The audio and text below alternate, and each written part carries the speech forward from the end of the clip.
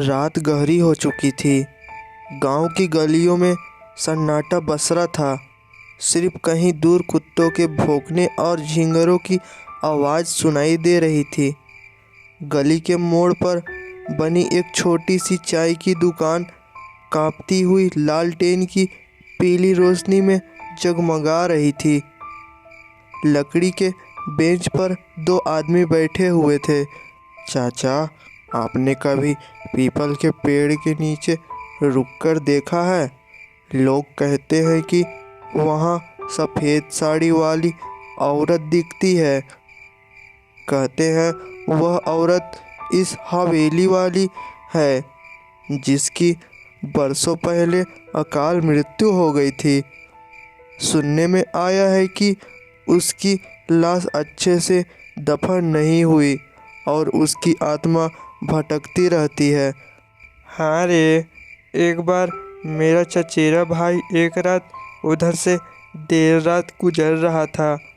बोला कि जैसे पीछे से उसने उसका नाम पुकारा।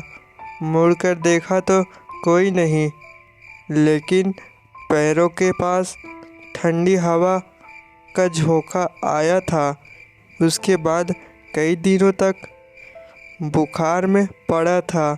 लोग बातें बताते हैं पवन, लेकिन गांव की ही रघुवीर को याद है, वही जो शराब पीकर उस हवेली में घुस गया था। सुबह लोगों ने उसे चौपाल के पास पाया, पूरा पागल हो गया था। अब तो दो शब्द जोड़ने की भी हालत नहीं है उसकी। तो क्या तू मानता है भूत प्रेत सच में होते हैं? ना मानूं तो क्या, आधी रात के गांव वाले कुएं पर मत जाना। पता नहीं कौन सी परछाइयाँ खड़ी रहती है वहाँ। कई लोगों ने देखा है औरत के रोने की आवाज़ और बच्चे के रोने की हंसने की आवाज़ एक साथ आती है। चाय की भाप और धुंधली रोशनी के बीच बातचीत लगातार बढ़ती जा रही थी। तभी अचानक कदमों की आहट सुनाई दी। दोनों सहम के इधर उधर देखने लगे। गांव के सन्नाटे को चीरता हुआ उनका तीसरा दोस्त वहां पहुंचता है। उसका चेहरा थका और बुझा हुआ था, मानो किसी अनजानी सफ़र से लौटा हो। वह पास आकर बैठ गया। कुछ देर का सन्नाटा छाया रहा। अरे तू आ गया, चल अब तो और माहौल बनेगा। चल अब कोई डरावनी कहानी सुना दे। तू तो हमेशा ऐसी कहानियाँ सुनता है, नींद उड़ जाती है। ठीक है, लेकिन यह कहानी मेरी अपनी नहीं है। यह मेरे एक दोस्त के साथ घटी थी और उसने मुझे सब कुछ वैसे ही बताया था। सच में क्या हुआ था उसके साथ?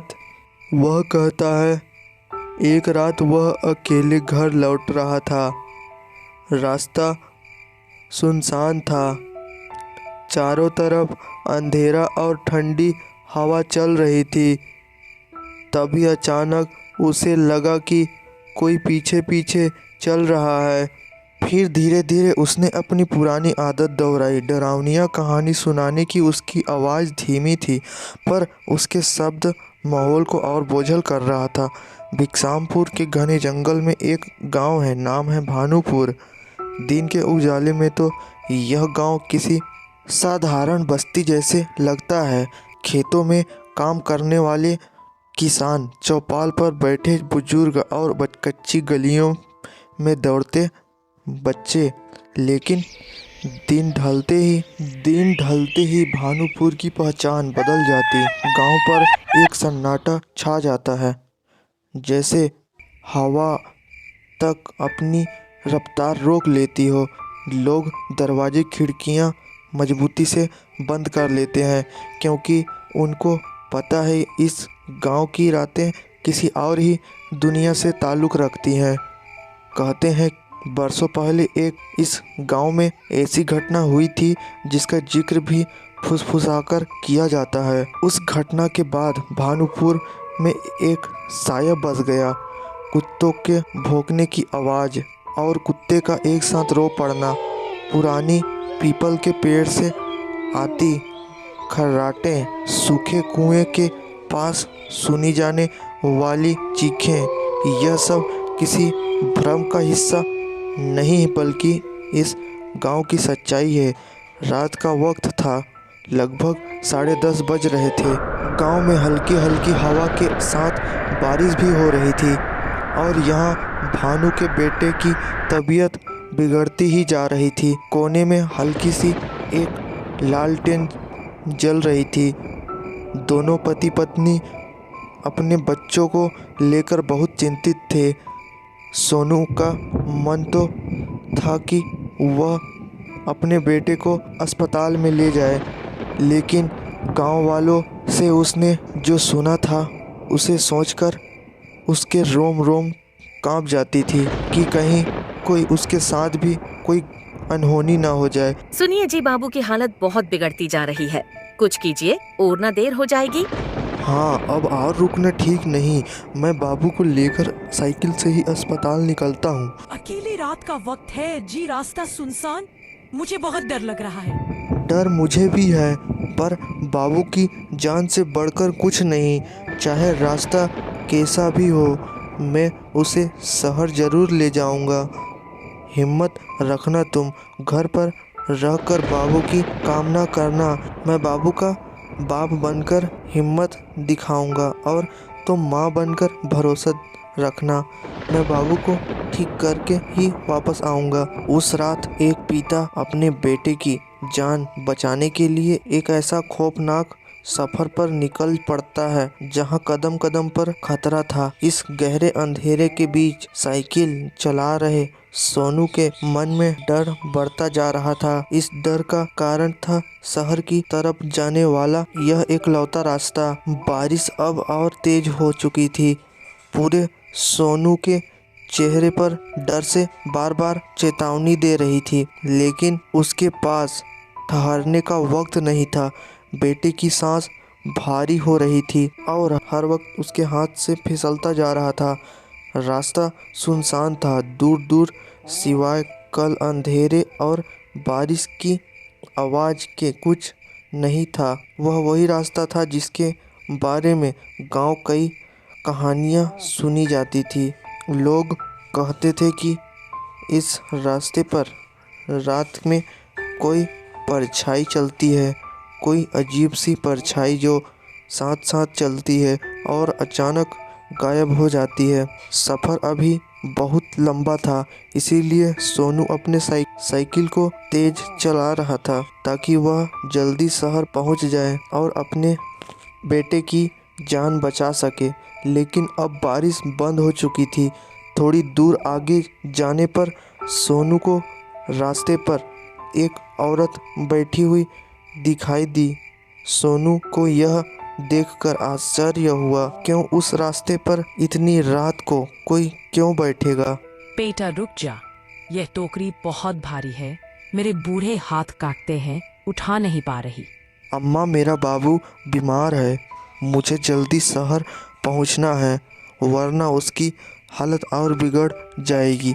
माफ़ करना अम्मा, अभी मेरे पास जरा भी वक्त नहीं है। अरे तू तो नेक लड़का लगता है, मेरी मदद कर दे बेटा, तेरे सिर पर दुआ रहेगी। ठीक है, आप अकेली हैं, इतनी भरी। अच्छा बताइए कहाँ रखना है? टोकरी में रख देता हूँ। सोनू टोकरी उठाने की कोशिश कर ही रहा था कि तभी उसने देखा कि वहाँ तो कोई है ही नहीं। उसका दिल जोर जोर से धड़कने लगा। हे भगवान, यह मैंने क्या देखा? अभी तो यही खड़ी थी। अम्मा फिर अचानक कहाँ गई? नहीं नहीं, यह जगह ठीक नहीं है। डर और बेचैनी उसके चेहरे पर साफ झलक ही रही थी।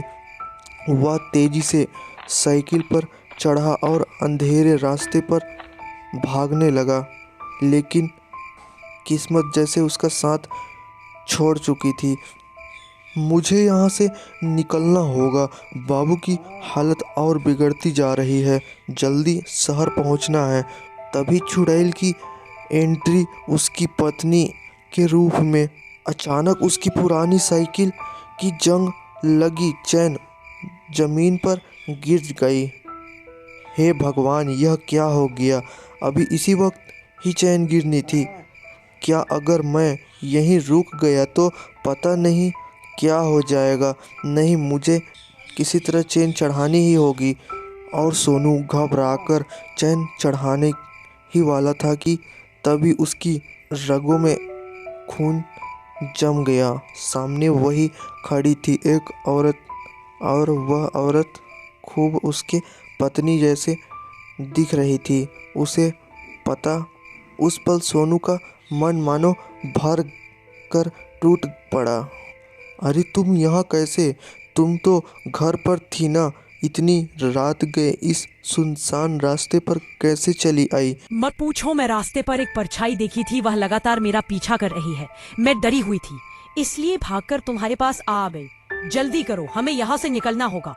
बाबू को मुझे पकड़े, मैं उसे संभाल लेती हूँ। तुम साइकिल ठीक करो। परछाई? यह कैसी बात कर रही हो तुम? लेकिन अगर तुमने सच में देखा है, मामला गंभीर है। अच्छा, तुम बाबू को संभालो, मैं चैन चढ़ाता हूँ। हाँ, जल्दी करो, वह कभी भी यहाँ आ सकती है। उसने सोचा कि वह उसकी पत्नी ही है जो किसी तरह वहाँ पहुँच गई। वह कुछ पूछने या सोचने की हालत में नहीं था। थकान, डर और बच्चे की बीमारी में उसकी समझ को कौंध कर दिया था। उसने बिना शक किए अपनी बीमार बेटे को उस औरत की बाहों में थमा दिया। सोनू जल्दी से साइकिल को पकड़कर आगे बढ़ गया, लेकिन कुछ ही दूरी तय करने के बाद उसने मन में अचानक से अजीब सा खटका हुआ।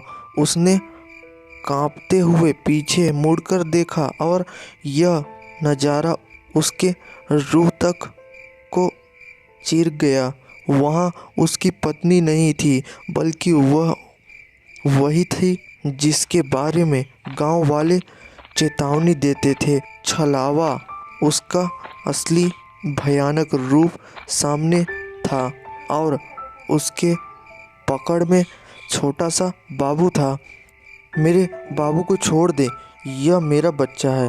मैंने तुझे अपना पत्नी समझा था। आंसू बारिश के बूंदों में मिल गए और उसकी दौड़ती हुई सांस हवा की तरह तेज हो गई। वह ठोकर खाता, गिरता, फिर उठता, फिर भागता रहा। उसके सीने में बस एक ही बात थी कि किसी भी तरह बाबू को बचाना। डर अभी भी था, लेकिन पीछे छुप पिता का हौसला कई ज़्यादा बड़ा था। मेरा बाबू मुझे लौटा दे, ऐसा मत कर, मैं तुझसे हाथ जोड़ता हूँ। मेरे लाल को कुछ मत करना, उसे मुझे दे दे। सोनू अंधेरे में भटकता भटकता अपने बच्चों को ढूंढ ही रहा था। उसके कदम कांप रहे थे, दिल की धड़कन तेज होती जा रही थी। तभी उसकी नज़र सामने पड़ी। वहाँ टूटी फूटी पगड़ी के बीच वही चुड़ैल बैठी थी। उसकी गोद में वही बच्चा था जिसे सोनू अपनी जान से भी ज़्यादा चाहता था। लेकिन उस वक्त उसके चेहरे पर एक रहस्यमय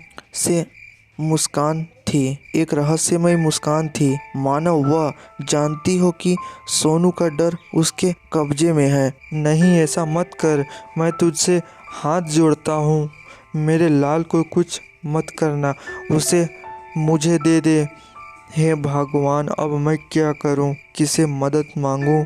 हे भगवान, मेरा बाबू मुझसे मत छीन। वो तो मेरी सांस है, उसके बिना मैं जिंदा नहीं रह पाऊंगा।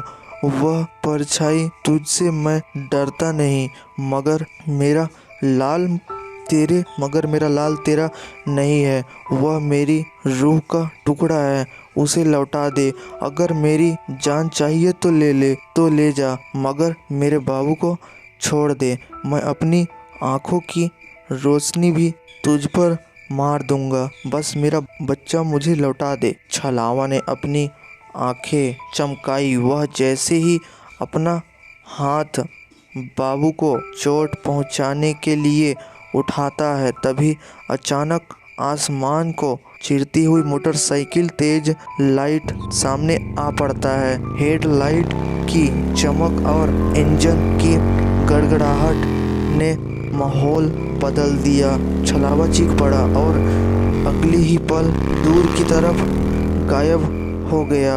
अरे सोनू, यह तो यहाँ इस हालत में, और यह तेरी आंखें लाल क्यों हैं? भाई तू सही समय पर आया, वरना मेरा बाबू, मेरा लाल मुझसे हमेशा के लिए छीन जाता। किसने छीना था? वह कोई औरत नहीं थी, वह तो एक छलावा था। उसी ने मेरी पत्नी का रूप बनाकर मुझसे मेरे लाल को छीन लिया था, फिर मुझे धोखा दिया, मेरे बाबू को लेकर भाग गया। भाई मैं मर ही गया था डर से। यह तो तेरी बाइक की आवाज़ थी जिसने उसे भगा दिया, वरना मेरा सब कुछ खत्म हो जाता। छलावा, हे भगवान, मैं तो खाली रास्ता में बस साया देख रहा था, तभी मैंने गाड़ी तेज कर दी। अच्छा हुआ जो मैं यहीं रुक गया। भाई आज तूने मेरी जान नहीं बल्कि मेरी पूरी दुनिया बचा ली। तेरी यह मदद मैं जिंदगी भर नहीं भूल पाऊंगा। सोनू, अब घबराओ मत, देख मैं हूँ ना। बाबू सुरक्षित है, हम दोनों उसे लेकर तुरंत शहर चल देंगे, तुझे अकेले नहीं छोड़ूंगा। उस अंधेरी रात में सोनू की ये कहानी गांव वालों के दिल में दर्ज हो गई। एक बाप की जिसने छाया और छांव से टकराकर अपनी संतान को बचा लिया। उसे उस रात ने यह साबित कर दिया कि डर कितना भी गहरा क्यों ना हो, एक पिता का प्यार उससे कई ज़्यादा मजबूत होता है।